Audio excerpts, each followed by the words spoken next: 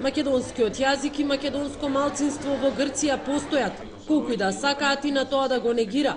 Ова беше пораката што вчера вечер ја испратија представниците на Виножито и членовите на антинационалистичките движења од Грција.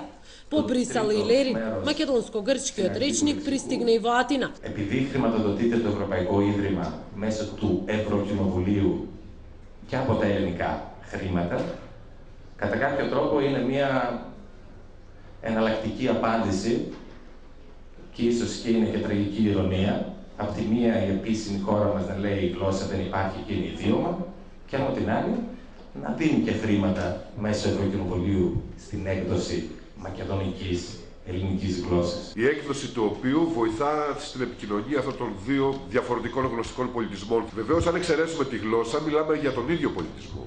Ίδια σχεδόν ήθη, ίδια σχεδόν έθιμα.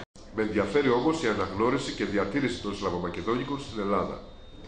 Μια γλώσσα που μιλιέται και τραγουδιέται αιώνες τώρα, μια γλώσσα που πολεμήθηκε με το ελληνικό κράτος όσο καμία άλλη. Για την μακεδονική μειονότητα της Ελλάδας είναι καθαρά φασιστική η άποψη ότι μπορεί να χρησιμοποιηθεί σαν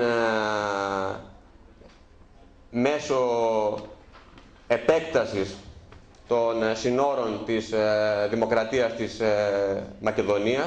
Со фактот дека во грчкиот образовен систем не постои изучување на македонскиот јазик, речникот помага тој да опстои во Грција. За разлика од промоцијата пред 2 години овде во Атина кога помина со инциденти, овој пат промоцијата на вториот том на македонско-грчкиот речник помина без никакви инциденти и со големо интересирање кај присутните граѓани. Поставуваа прашања и се интересираа за македонско-грчките односи, за македонското малцинство и за Република Македонија. Ποια είναι η άποψη δικιά σας για το άγαλμα του Μεγάλου Αλεξάνδρου? Κακό αντίγραφο του εθνικισμού. Πότε έδεσα? Ενδιαφέρον. Από το νησί. От Русија.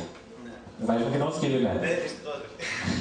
Во период кога Европската Унија го негира македонскиот јазик, со промоцијата на речникот од Атина индиректно се испрати и порака. Η Ευρωπαϊκή Ένωση ακολουθεί μια πολιτική η οποία λίγο πολύ χαϊδεύει μερικές φορές τον ελληνικό εθνικισμό. Пред се, ние сакаме да даваме порака токму во Атина, затоа што сметаме дека е срж, почвата во суштина на антимакедонската политика. На денот кога Грција му кажа не на германскиот фашизам, 71 година подоцна, антинационалистите и македонците преку промоцијата на речникот му кажаа не на грчкиот фашизам. Канал 5 во Атина, Сања Ристовска.